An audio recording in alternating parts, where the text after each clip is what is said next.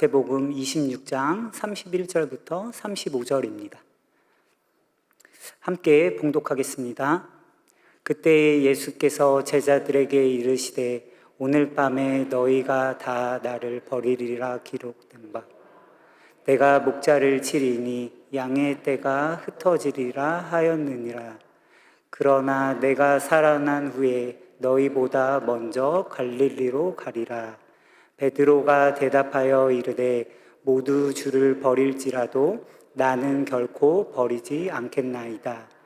예수께서 이르시되 내가 진실로 내게 이르노니 오늘 밤 닭 울기 전에 네가 3번 나를 부인하리라. 베드로가 이르되 내가 주와 함께 죽을지언정 주를 부인하지 않겠나이다 하고 모든 제자도 그와 같이 말하니라. 아멘. 일본에는 보로라는 전통 바느질 문화가 있습니다. 보로는 원래 낡고 해진 천이라는 뜻입니다. 옛날 일본의 가난한 농부들은 옷이 찢어져도 쉽게 버릴 수 없었습니다. 그래서 해진 곳에 다른 천을 덧대어 꿰매고 또 찢어지면 다시 덧대어 꿰매기를 반복하며 한 벌의 옷을 오랫동안 입었습니다. 그래서 보로 옷을 자세히 살펴보면 수십 번, 때로는 수백 번의 바느질 자국이 남아 있습니다.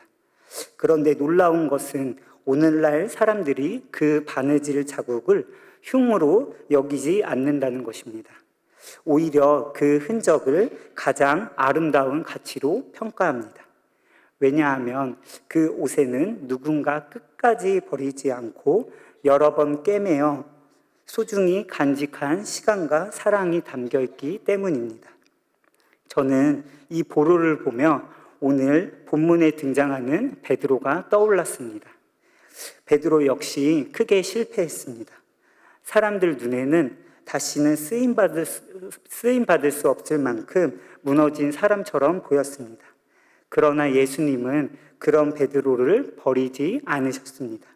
사람들은 베드로의 실패만 보았지만 예수님은 그의 실패 너머를 바라보고 계셨습니다.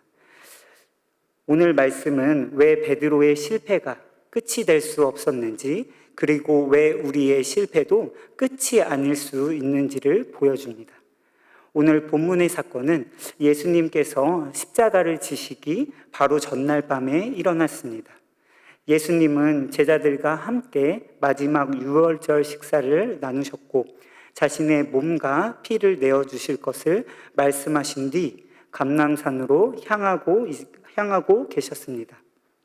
그 길에서 예수님은 자신의 고난보다 먼저 제자들의 믿음이 흔들릴 것을 염려하셨습니다. 그래서 앞으로 제자들에게 일어날 일을 미리 말씀해 주셨습니다. 그러나 그 말씀을 가장 강하게 부인하며 자신만은 결코 흔들리지 않을 것이라고 확신한 사람이 있었습니다. 바로 베드로였습니다. 베드로는 제자들 중에서도 예수님과 가장 가까운 사람이었습니다. 그는 일찍부터 예수님을 따랐고 누구보다 열정적으로 주님을 사랑했습니다. 또한 3년이 넘는 시간 동안 예수님과 동행하며 수많은 기적을 직접 목격했습니다. 풍랑을 잠잠하게 하시는 주님의 능력을 보았고 오병이어의 놀라운 기적을 경험했습니다. 무엇보다도 예수님의 말씀을 가장 가까이에서 듣고 배웠던 제자였습니다. 그렇기 때문에 베드로는 어떤 상황에서도 자신만은 예수님을 떠나지 않을 것이라고 확신했습니다. 그러나 예수님께서는 제자들에게 예상하지 못한 말씀을 하셨습니다. 본문 31절을 보겠습니다. 그때에 예수께서 제자들에게 이르시되 오늘 밤에 너희가 다 나를 버리리라. 기록된 바 내가 목자를 치리니 양의 떼가 흩어지리라 하였느니라. 아멘. 예수님은 너희 가운데 몇 사람이 나를 버릴 것이다 라고 말씀하지 않으셨습니다. 너희가 다 나를 버리리라고 말씀하셨습니다. 가장 가까이에서 주님을 따랐고 누구보다 많은 은혜를 경험했던 베드로조차 예수님을 버릴 것이라고 말씀하신 것입니다. 우리는 이 모습을 보면 베드로의 믿음이 부족했다고 생각하기 쉽습니다. 그러나 오늘 본문은 그의 문제를 단순히 믿음의 크기에서 찾지 않습니다. 오히려 베드로의 믿음이 어디를 향하고 있었는지, 누구를 더 의지하고 있었는지를 보여줍니다. 그 믿음의 방향은 예수님의 말씀에 대한 베드로의 반응에서 분명하게 드러납니다. 33절을 제가 읽겠습니다. 베드로가 대답하여 이르되 모두 주를 버릴지라도 나는 결코 버리지 않겠나이다. 아멘. 베드로는 결코라고 말했습니다. 다른 사람은 넘어져도 자신은 넘어지지 않을 것이라고 확신했습니다. 베드로의 말은 거짓이 아니었습니다. 주님을 향한 사랑도 진심이었고 끝까지 따르고 싶다는 결심도 진심이었습니다. 그러나 그 순간 베드로는 주님의 말씀보다 자신의 의지와 노력을 더 믿고 있었습니다.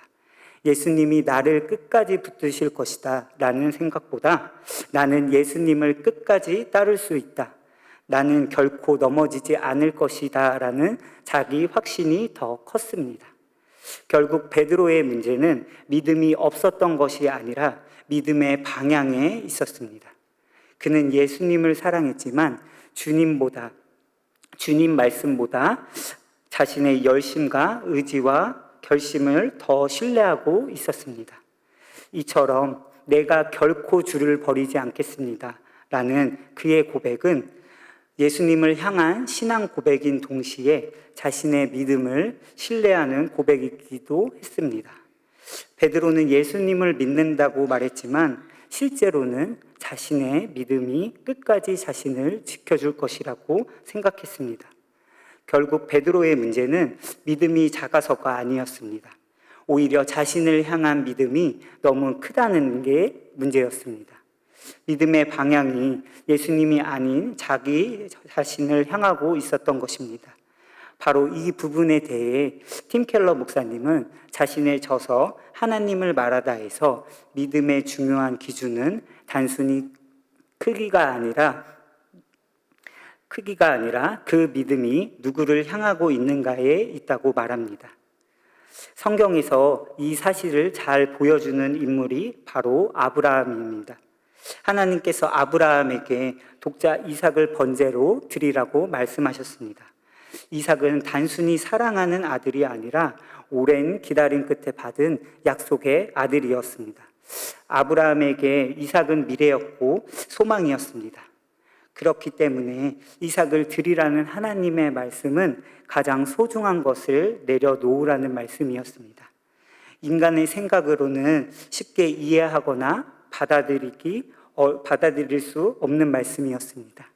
그런데도 아브라함은 아침 일찍 일어나 이삭을 데리고 하나님께서 말씀하신 곳을 향해 길을 떠났습니다.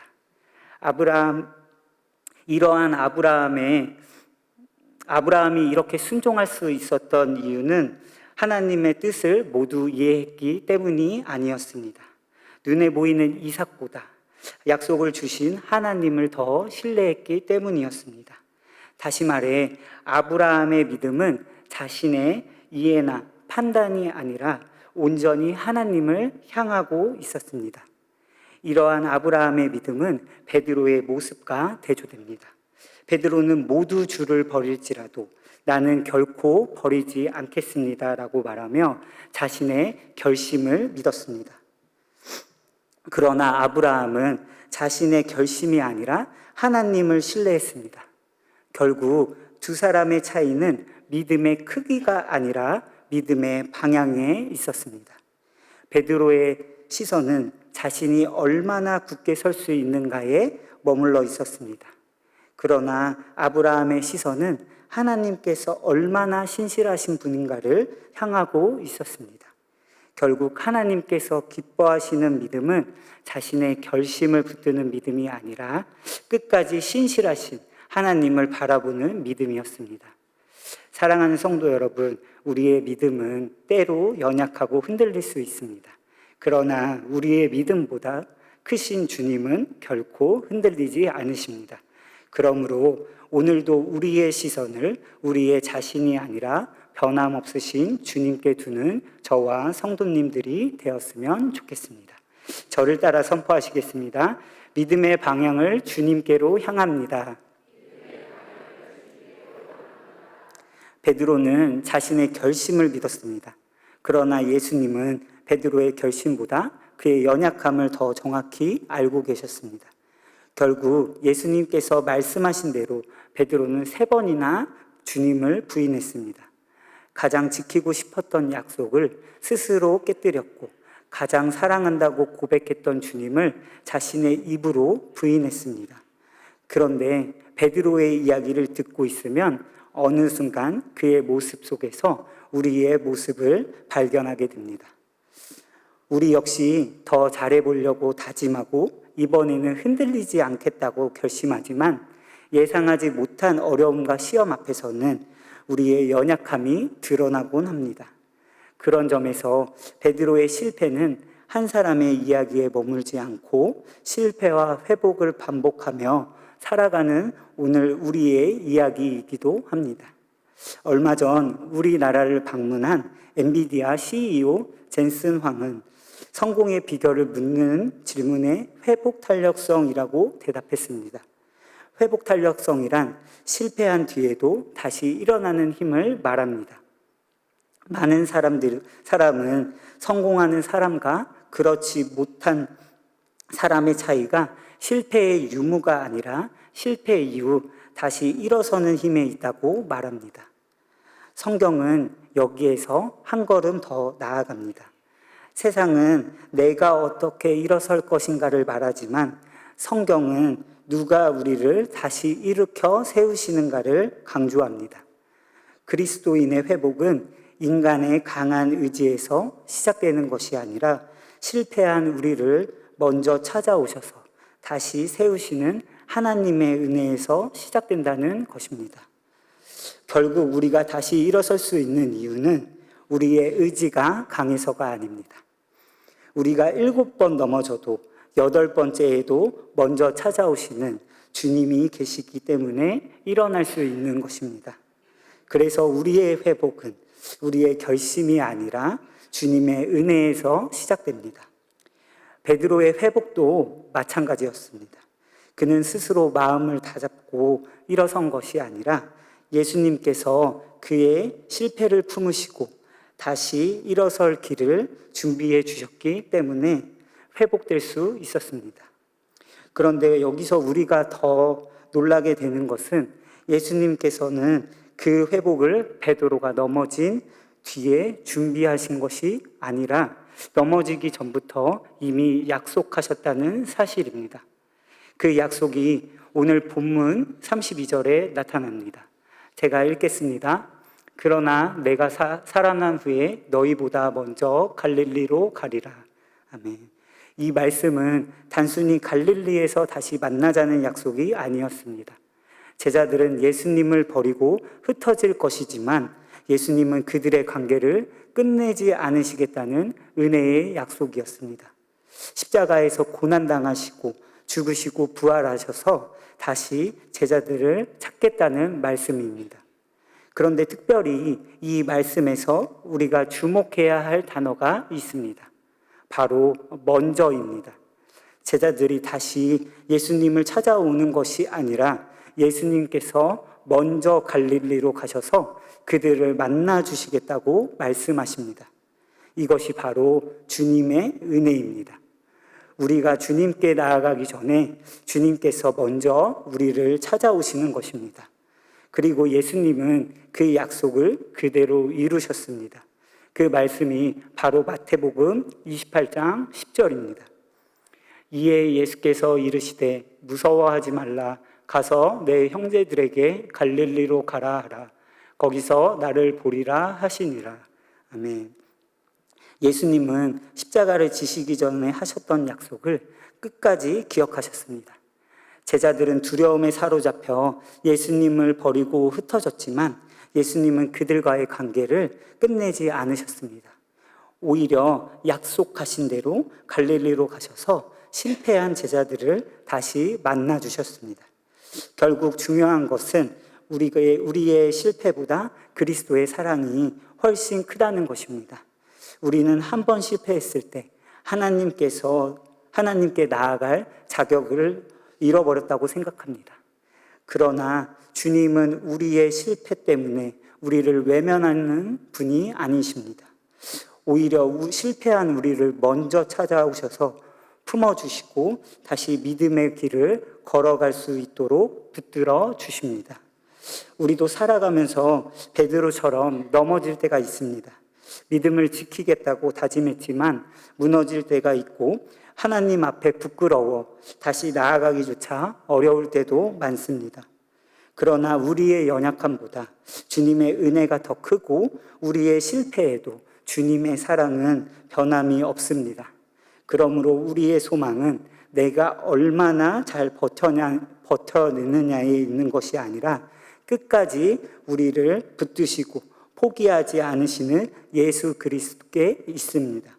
이것이 성경이 우리에게 보여주는 회복의 모습입니다. 복음은 실패하지 않는 사람의 이야기가 아니라 실패한 사람을 끝까지 포기하지 않으시고 다시 세우시는 예수님의 이야기입니다. 그러므로 우리의 인생을 결정하는 것은 우리의 실패가 아니라 끝까지 우리를 붙드시는 주님의 은혜입니다. 그 은혜가 오늘도 우리를 다시 세우시고 끝까지 믿음의 길로 인도하여 주실 줄 믿습니다. 저를 따라 선포하시겠습니다. 주님의 은혜가 실패한 우리를 다시 세웁니다. 베드로는 예수님의 전적인 은혜로 변화되었습니다. 다시 찾아와 주신 예수님의 사랑으로 인해 다시 주님의 제자가 됩니다. 그리고 나서 베드로의 삶이 어떻게 바뀌었을까요? 베드로전서 5장에는 과거와 전혀 다른 베드로의 성숙한 모습이 드러납니다. 베드로전서 5장 10절입니다. 모든 은혜의 하나님 곧 그리스도 안에서 너희를 부르사 자기의 영원한 영광에 들어가게 하시니가 잠깐 고난을 당한 너희를 친히 온전하게 하시며 굳건하게 하시며 강하게 하시며 터를 견고하게 하시리라. 아멘. 이 말씀은 고난받는 성도들에게 전한 약속이지만 동시에 베드로 자신의 삶에서 경험한 신앙 고백입니다. 그래서 그는 하나님을 단순히 하나님이라고 부르지 않고 모든 은혜의 하나님이라고 부릅니다. 그렇다면 베드로는 왜 하나님을 모든 은혜의 하나님이라고 고백하게 되었을까요? 그는 자신의 삶을 돌아보며 자신을 여기까지 이끌어온 것이 자신의 믿음이나 결심이 아니라 한결같이 자신을 붙드신 하나님의 은혜였음을 깨달았기 때문입니다. 돌이켜보면 예전에 베드로는 자신의 믿음을 누구보다 신뢰했던 사람이었습니다. 어떤 상황이 닥쳐도 끝까지 주님을 따를 수 있다고 확신했고 자신의 결심만큼은 결코 흔들리지 않을 것이라고 믿었습니다. 그러나 예수님의 십자가와 부활 그리고 자신을 다시 찾아오신 주님의 사랑은 베드로의 믿음의 기준을 완전히 바꾸어 놓았습니다. 예수님은 베드로의 연약함을 보시고 사랑을 거두신 분이 아니었습니다. 그의 부족함까지도 품으시고 십자가에서 끝까지 사랑하심으로 실패한 베드로를 향한 은혜를 보여주셨습니다. 그 사랑 앞에서 베드로는 비로소 자신의 인생을 다시 바라보게 되었습니다. 베드로는 자신이 주님을 붙들고 있었던 것이 아니라 주님께서 끝까지 자신을 붙들고 계셨음을 깨닫게 되었습니다. 바로 그 은혜를 깨닫는 순간 베드로의 믿음의 방향도 바뀌게 되었습니다. 더 이상 자신의 결심을 의지하지 않고 끝까지 자신을 붙드시는 하나님의 은혜를 신뢰하는 사람이 되었습니다. 자신의 결심에 기대던 사람이 하나님의 신실하심 위에 삶을 세우는 사람으로 변화된 것입니다. 이 변화는 그의 말에서도 분명하게 나타납니다. 예전에는 내가 주님을 위해 무엇이든 하겠습니다 라고 자신의 결심을 앞세웠습니다. 그러나 이제는 하나님께서 여러분을 온전하게 하시고 굳건하게 하시며 강하게 하시며 털을 견고하게 하실 것입니다. 라고 선포합니다. 더 이상 자신의 공로와 의를 자랑하지 않습니다. 오히려 끝까지 사람을 붙들고 온전하게 하시는 하나님의 은혜를 증언합니다. 내가 할 수 있습니다를 외치던 사람이 이제는 자신의 인생을 이끌어가는 주체가 자신이 아니라 하나님이심을 고백하는 사람으로 변화된 것입니다. 베드로에게 일어난 변화는 하나님의 은혜가 사람 앞에서 어떻게 역사하는지를 잘 보여줍니다. 하나님의 은혜는 사람을 자기 확신이 강한 사람으로 만드는 것이 아니라 하나님을 더욱 신뢰하는 사람으로 변화시킵니다. 그러나 우리의 현실을 돌아보면 때로는 그 변화가 보이지 않을 때도 있습니다. 아무리 열심히 신앙생활을 해도 같은 죄를 반복하고 가정에도 변화가 없는 것처럼 보일 때가 있습니다. 그래서 왜 이렇게 변하지 않을까 낙심하기도 합니다. 그러나 베드로의 삶을 보면 변화는 사람의 결심에서 시작되지 않았습니다. 베드로를 변화시킨 것은 그의 의지나 결심이 아니라 예수님의 은혜였습니다. 비록 우리의 눈에는 변화가 보이지 않을지라도 주님은 오늘도 우리를 붙드시며 빚어가고 계십니다. 베드로를 변화시키신 그 은혜는 오늘도 우리 가운데 동일하게 역사하십니다. 하나님의 은혜는 우리를 단지 이전의 자리로 돌아가게 하는 데서 멈추지 않습니다. 자신을 의지하던 마음을 내려놓게 하시고 하나님의 신실하심을 더욱 깊이 신뢰하는 사람으로 변화시켜 가십니다. 그래서 은혜를 경험한 사람은 자신의 강함을 드러내기보다 하나님의 도우심을 구하게 되고 자신의 결심을 앞세우기보다 주님의 뜻에 귀를 기울이게 됩니다. 이것이 하나님의 은혜가 우리 안에서 이루어 가시는 변화입니다. 앞서 포로에 대한 이야기를 말씀드렸습니다. 수십 번, 수백 번의 바늘 자국이 있기에 더욱 가치 있는 옷처럼 주님 안에서 우리의 실패는 실패로 끝나지 않습니다. 주님 안에서 실패했다면 그것은 수치가 아닌 영광스러운 훈장입니다. 군인의 어깨에 훈장이 있듯이 믿음의 사람인 우리에게도 예수님의 훈장이 있습니다. 실패했으나 다시 일어섰고 넘어졌으나 주님의 은혜로 다시 승리했다면 그 모든 과정은 하나님의 신실하심을 증언하는 은혜의 훈장이 될 것입니다. 사랑하는 성도 여러분, 하나님의 은혜는 우리의 죄를 용서하시는 데서 끝나지 않습니다. 우리를 다시 일으키시고 끝까지 품으시며 하나님의 신실하심을 의지하는 사람으로 세워 가십니다.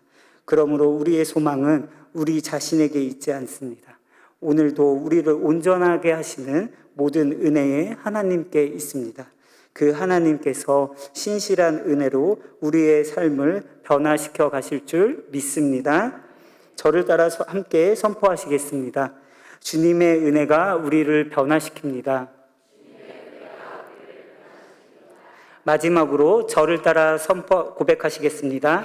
믿음의 방향을 주님께로 향합니다. 주님의 은혜가 실패한 우리를 다시 세웁니다. 주님의 은혜가 우리를 변화시킵니다.